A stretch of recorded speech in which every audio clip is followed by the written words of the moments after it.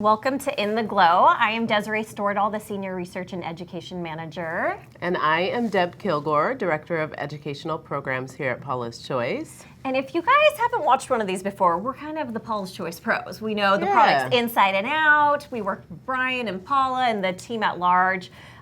It takes a village, is what we've always said here. We have chemists, researchers. Yes. There is a lot that goes into this, especially because we are all about that science background, right? Like, we're not jumping on gimmicky bandwagon trends because it just sounds cool. Exactly. We really need those studies to back things up.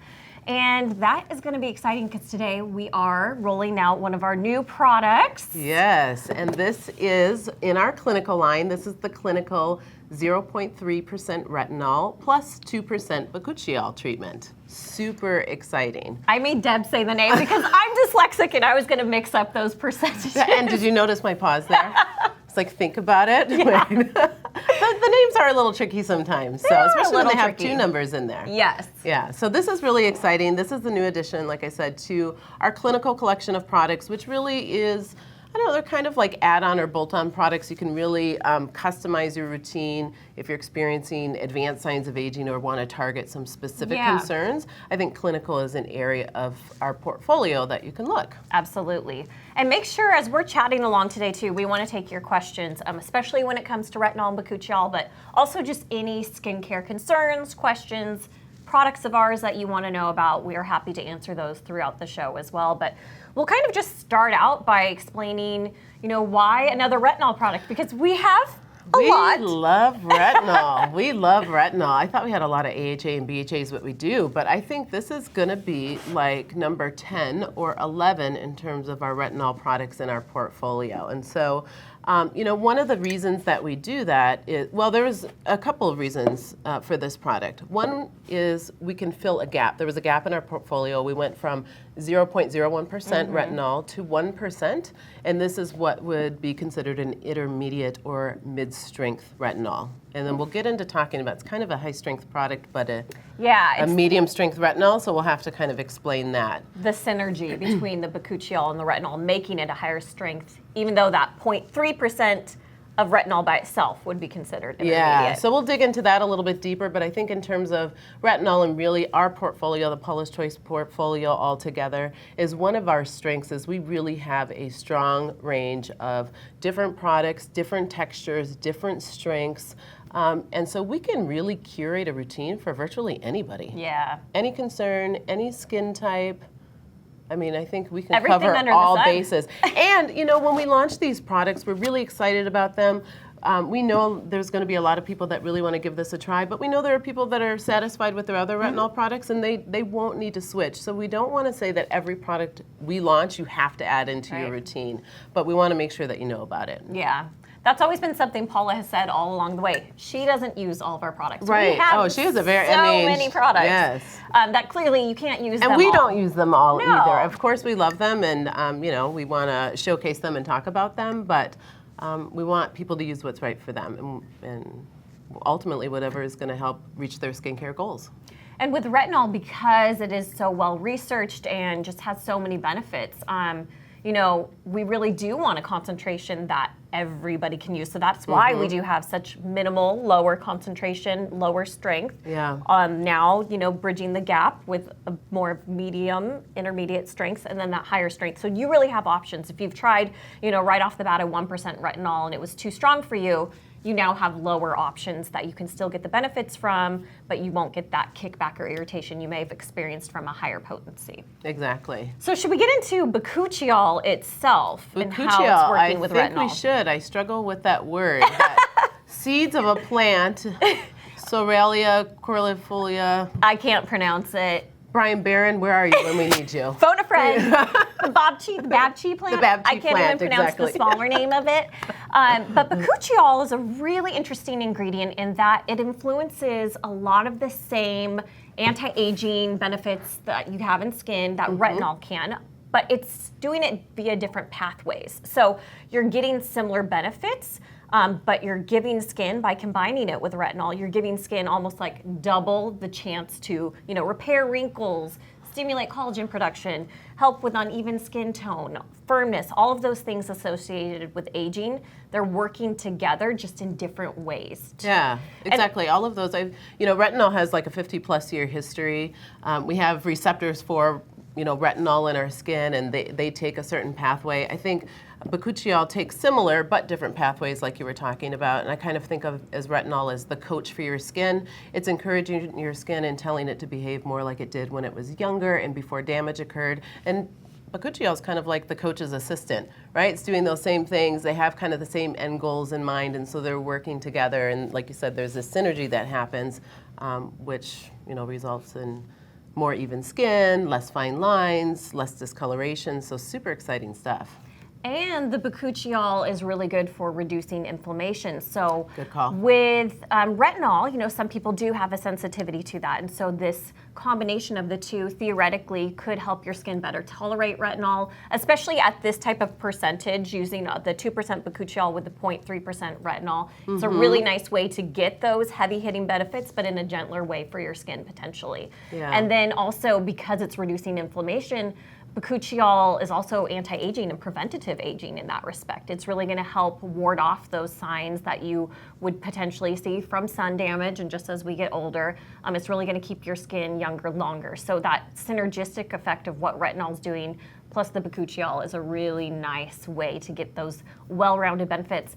But of course, we're Paula's Choice, so we didn't stop there. Right, multifaceted formulas. That's another thing that we're known for. And I mean, those of you who might be new watching this, what does that mean? It means that we can't just rely on one ingredient, right? So one ingredient, no matter how wonderful it is, no matter how much research there is behind it, we know that it needs those supporting actors to really lift it up and get the job done. So it's kind of like the same way we wouldn't just eat spinach or one particular ingredient.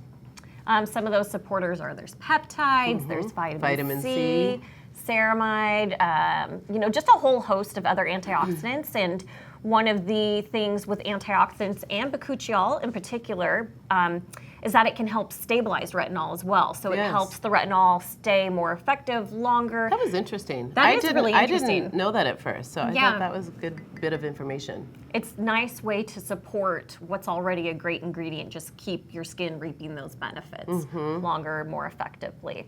So again, this is going to be something that you may want to start out slowly with at this strength, because even though that 0.3% is a medium strength retinol, when it's added with this Bakuchiol that's really helping strengthen its benefits, you want to start slowly and see how your skin responds. It would end up being kind of classified, and I know we're doing some work, so stay tuned on our website, kind of some of our retinol pages, and we really want to help better guide consumers to making those retinol shopping decisions.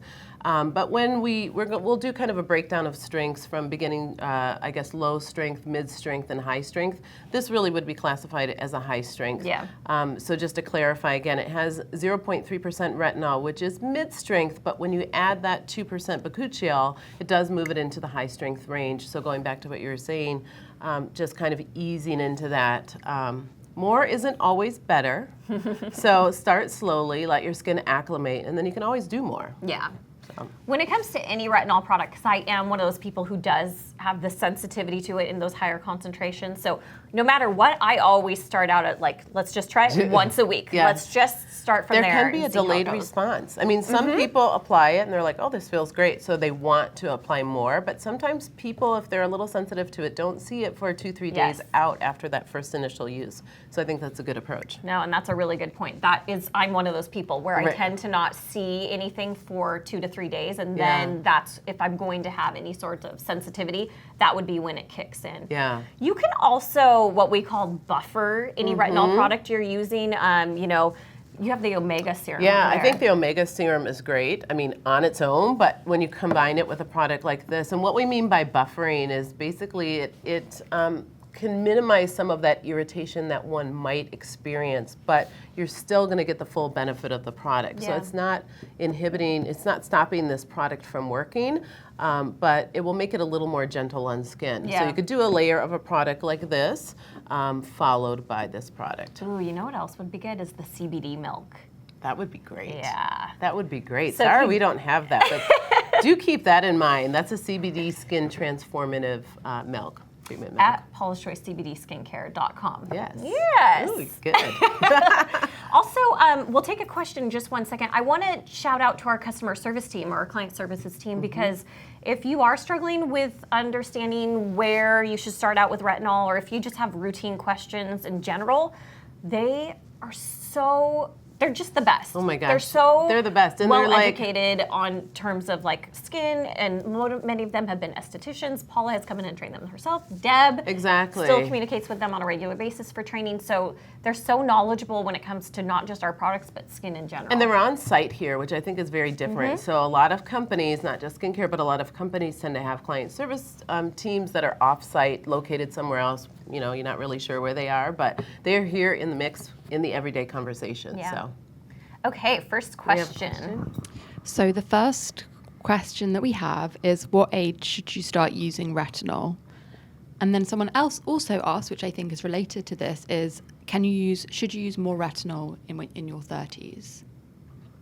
I will start with the first question, which is what age? And my answer to that when it comes to retinol, or really any anti-aging product in general, and to back it up, retinol and Bakuchiol aren't just anti-aging. Like if you just want your skin tone to look healthier, that's really what it's about. So that anti-aging word is an industry term that we use because we know people understand what we mean by it, but really it's not about age. It's really just about helping your skin look and feel healthier. But I always say, by the time you can afford to start buying your own skincare products, that's really the time to start using any sort of anti-aging formula or retinol or Bakuchiol, because the sooner you start, it's kind of going back to that diet analogy. The sooner you start eating, foods that are good for you, the better it is for your life, right? Yeah. It's the same for skin. The sooner you start using those beneficial ingredients to help your skin, there's so many things that are preventative about this formula that are gonna help you down the road. So, And thinking about Paula, she would say, we start aging the day we're born. It starts. So, you can also think of these products from an age prevention standpoint as well, right? So a lot of people start to think about these anti-aging, quote, plus 40, because we don't necessarily believe in that, products, when they start to see things, when they see, the visual signs that are presenting themselves. But what about not getting those in the first place, right? What about avoiding some of those wrinkles and fine lines and discoloration, et cetera? So. I kind of want to do a case study on my children because they are going to have access to, I'm not putting retinol on my kids, so let me say that. Right. But they are going to have access to such good skincare throughout their lifetime. I already use antioxidant products on them. And my daughter started so early. She was like 4.5, and she's been using Paula's Choice for years and years. So there you go. Yeah, our kids are not going to, they're going to be fortunate. 20 looking when they're 80. And what was the second half of that question? I'm sorry. The second half was, if you're in your 30s, should you start using more retinol, like a higher strength, or maybe more frequently? Not necessarily, right? I think that's that, age is not a skin type. You could have somebody in their 30s who really doesn't have any signs of aging, skin is very healthy, they've been wearing sunscreen, been protecting it, et cetera. You could have somebody else in their 30s who has lots of signs of aging because maybe they've gotten a lot of sun exposure, they've not been applying sunscreen, et cetera. So I think that really varies. So we don't want to focus on that age part quite as much. One more question, which has come up a few times. By the way, this is Frances on the microphone. You guys can't Frances, see her, but we love her. She's in charge of our social media. She doesn't get enough love. So our second question is, can you combine vitamin C and retinol? Yes. In unison, yes. I hope we can, because it does say with peptides and vitamin C on the front of the container, but no, yes, you can. And I think that's kind of a common misconception that's been It's been debunked. There's actually around for a while. research showing that the two together give you even better results. Again, if you think about vitamin C being an antioxidant, it's going to help stabilize the retinol. It's going to help make everything just work a little bit better together. And the study where that misconception all came back from, it had been related to a pH issue. You don't need to worry about it. We've done the research. We actually have an article called, I think it's 5 Retinol Myths. I think so, yeah. So you can get the full detailed back scoop there, but short answer, you can use them together. Okay, another question we get as this product has rolled out is why didn't we just do Bakuchiol alone? And so I will let you in on a little secret. We are, wanting to hear your feedback on that because if enough people want it, we will consider Maybe things we'll like look that. at it, yeah. We were really interested on the research of what they could do together. And so that's where we started out with this formula, but that's not to say we wouldn't ever do a Bakuchiol product without retinol or consider adding Bakuchiol to other formulas of ours. We're always looking at the research. We're going to continue to keep on top of that. So just let us know what you want. We're always interested in what you guys want. But for us, it was really like, this is going to be such a powerhouse product with, the soothing effects of Bakuchiol, the anti-inflammatory Such a potent effects. antioxidant, and the fact that this might allow somebody to use a high-strength product. Maybe they couldn't use our 1% retinol treatment. Yeah. Maybe they can now use a high-strength product with this unique combination. So I think it's really exciting for us to be looking at. Also, if you guys are wondering what the texture is like, it's, I would say, like a lotion cream kind of. But I have absorbs super quickly. Super oily skin, so I'm the person who is normally afraid to put this kind of texture on my skin. I can tell you it absorbs in really quickly. It doesn't leave like a heavy, greasy, occlusive feel, the type of feel where I would be afraid it's going to clog my pores and make me break out. Of course, everything is so individual, so you have to experiment and see what works for you, but this texture is going to be one that's compatible with a lot of different skin types. Yeah, I really like the texture. It layers really nice. You can use it during the day. I think that's another question sometimes people have. Can I use retinol during the day? Do I only have to use it at night? You can use it day or night, so that really depends. I know of quite a few people that want to keep their day routine pretty simple, so it's kind of minimal products, and they do kind of their more treatment products at night. Always just make sure you're applying that sunscreen every day, so that's critically important. But yeah, it works well on its own or with other products. That's a really good point. People do bring that up quite often. They think they can only use it at night. Yeah. But it's good to know you can use it both times. Also, if you're wondering when I was putting it on my hand, the yellow color, that's actually from the retinol and the Bakuchiol themselves. So that's just the nature of the color of the ingredients. The formula is fragrance-free, as is all of our formulas at Paula's Choice, but you will notice the raw ingredients have their own smells. So every product of ours, retinol, it has its own unique smell. Like I can tell there's retinol in a product if it's high enough concentration before I even look at the formula. So it'll be one of those things that just know that what you're putting on your skin when it's fragrance-free is the best for your skin. Yeah, I mean, that's one of the reasons, honestly, some companies use fragrance. The main reason that they add it is to keep the smell of a product consistent over and over, batch over batch. So our products might actually smell a little different batch to batch, or the color may be a little different batch to batch. That is just those natural ingredients that are in the product themselves. So. And isn't it funny, whenever you're at the store and you put a product on the back of your hand, what is the first thing everybody does? Yes. Everybody does it. Even me. Yes, I do this too. We all do it. Fragrance is such an emotional thing, but when you look at the research about what it does to skin, that volatile reaction it has on skin, and what that does over time, because you don't necessarily see it. It's about that repeated insult, right? That's exactly what it is. Yeah. So, you might not feel like a burning, or you might not see redness, and that's what people think irritation is, but irritation can be below the surface. So just knowing that on a daily basis, over a long period of time, you're eliminating that from your skincare routine, is gonna do so much for your skin. And I know this is aside from retinol and what we're talking about here, but when I first, came on with Paula's Choice and really learned everything that I did, there were so many things that helped my skin, but I know eliminating fragrance was part of the key for me. And that really, besides the BHA and all the other things I was doing, I honestly think that had a huge part of clearing up my acne for me. So just keep that in mind, that with any of our formulas, you're getting that. Yeah, I agree. Next question. So I think you kind of addressed this, but it's come up a few times.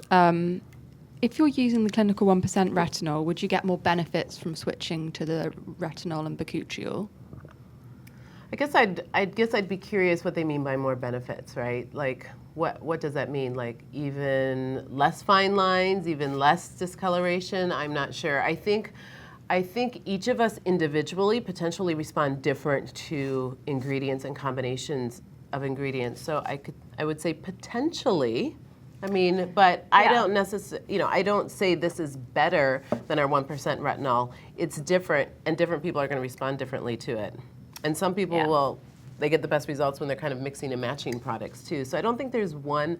I know I want to give one answer, but skincare is tricky. It is tricky. And if you're doing great with the 1%, No reason to switch. you don't have to switch. I mean, you can experiment, but yeah, if something's working for you, and that's kind of Paula's motto. Like, you don't have to mess with it if something's working. We also happen to have the most generous return policy. So if you try something and it doesn't work for you, we're going to help you find that thing. Call into sure. our CS team. They will help walk you through everything. But we just want to get the right products in your hands at the end of the day. We want to make sure what you're using works for your skin. So if you were already using the clinical 1% and you decided you wanted to try this, you love the results, great. If you don't love the results, you can go back to your clinical 1% and we'll help you through that. Yeah. Next question. We have someone who wants to purchase the retinol for their grandma, and she has super dry skin, so they're just wondering what they could combine it with. Oh, we happen to have another item. Yeah, we happen to have another item that you could use it with for super dry skin, and that's the Moisture Renewal, sorry. Go for it! The Moisture Renewal Oil Booster. Take it away. Well, my dyslexia verbally would kick in and say the name wrong. No, this is a really good oil booster that you can she could layer it, so she could put the oil booster on first if she wanted to, a couple drops, just put it all over.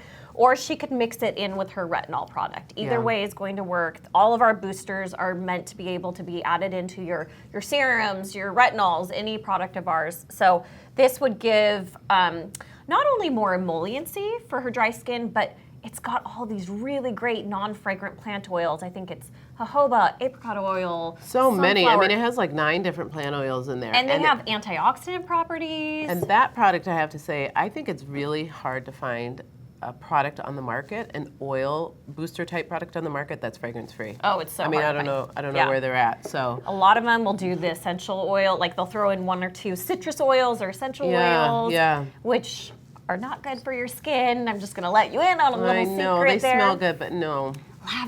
Lavender shows up in everything. So many things. So many products. So great option. Don't do it. Don't do lavender.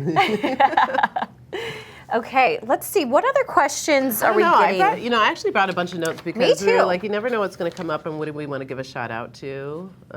We talked about aesthetics. Why? Oh, go ahead, Francis. I have a question, which is there any ingredients that you shouldn't use Bakuchiol with? So far, we've looked at all the research we've seen. It plays compatibly. Again, it has that soothing effect, so it really pairs nicely with other ingredients, pairs nicely with other antioxidants. We haven't seen any ingredient that it shouldn't be used with. Nope.